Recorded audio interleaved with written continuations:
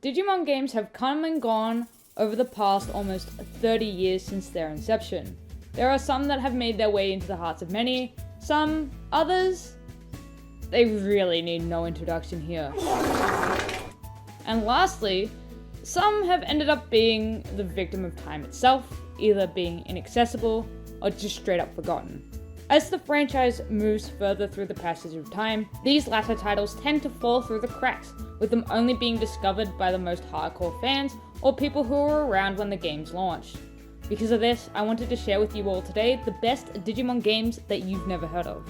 Except if you're a Chad mega Digimon fan, then you've probably heard of as well as played all of these titles. And if you are, thanks for tuning in anyway.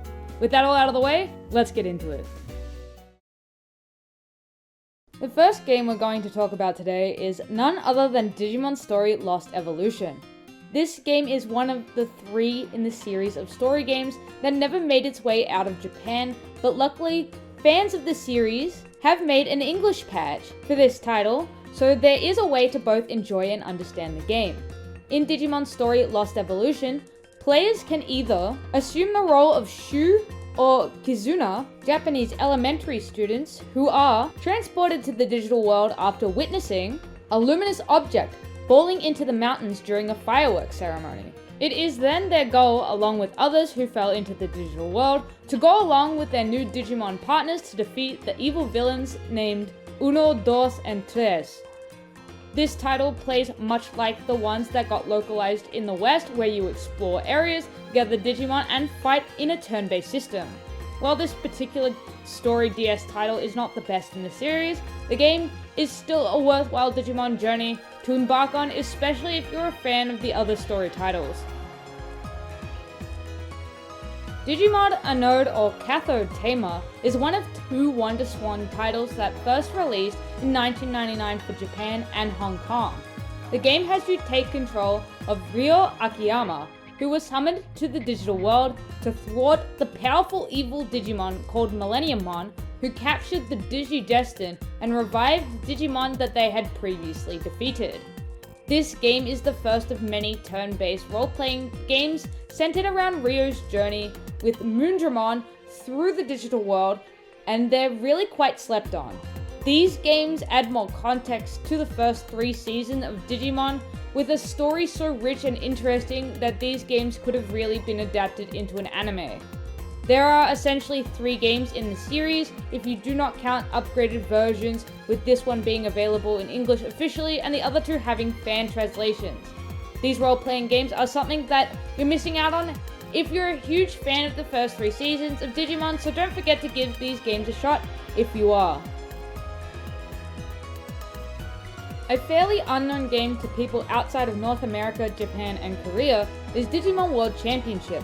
This game centers around you raising and capturing Digimon for battles in the championship area. The game plays like a more advanced Digivice, as you are able to train, care for, search, and capture Digimon in multiple areas and in full color.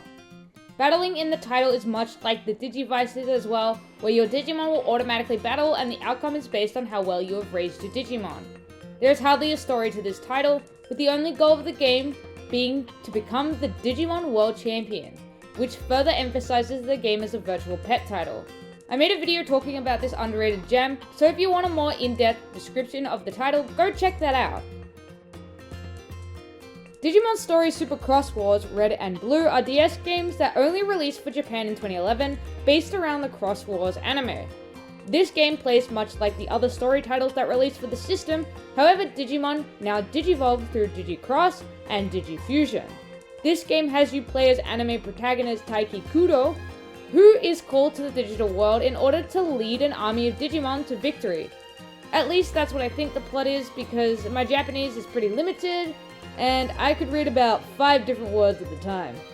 I don't really hear many people talk about this title much, though it does make sense as the game has never seen a release outside of Japan, which is a shame, as it actually is a really fun title.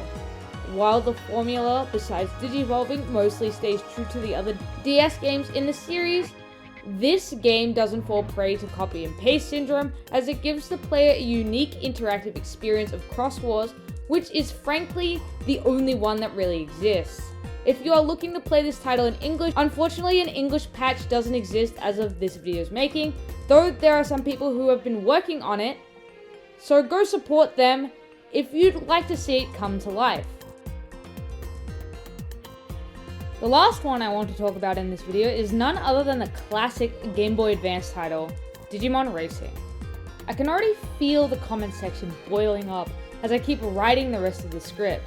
I get it, a lot of people had a Game Boy Advance back in the day, but some kid having one now is the equivalent of me having an Atari 2600 in the 2000s. Wow, that sentence just really made my spine feel worse. Regardless, Digimon Racing is, well, you guessed it, a racing game about Digimon that released for the Game Boy Advance in 2004.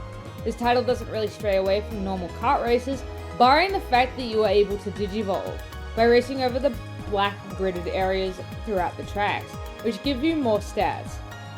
While the game certainly is far from the best racing or Digimon title I have ever played in my life, it still has this unique novelty to it that nothing else has ever replicated before. Though sometimes the control can be a little tough to get your head around, especially when you haven't played any classic racing game on a portable system in over a decade. While that may be a bit of an issue, being able to digivolve mid-race creates a more dynamic racing environment than others that were available at the time. And while I never expect there to be a sequel, if they ever did go ahead and make something similar to this again, developing on that idea further might really make a really fun party title. Either that, or it'd just be broken and everyone would just complain about it. I really suggest giving this one a go if you've never played. However, just remember that this little gem may be on the never heard of list for a reason. That wraps up the best Digimon games that you've now heard of. From unreleased games on the DS to a strange kart racer on the GBA. These games do not get acknowledged in the modern era nearly as much as they should, which leaves them to wither away with time. These games have all brought me and others joy at some point, which is why they should have at least a little time in the spotlight, so that others can experience them for the first time. There are most likely video games that deserve to be talked about in this video, so what do you think they are? Let me know in the comment section down below. If you enjoyed this video, please hit that like button and maybe that other subscribe shape button as well if you would like to see more content like this in the future. Now, with that all being said and done, my name is Resident Unleashed, the resident who unleashed this video out into the world, and I'll catch you all next time.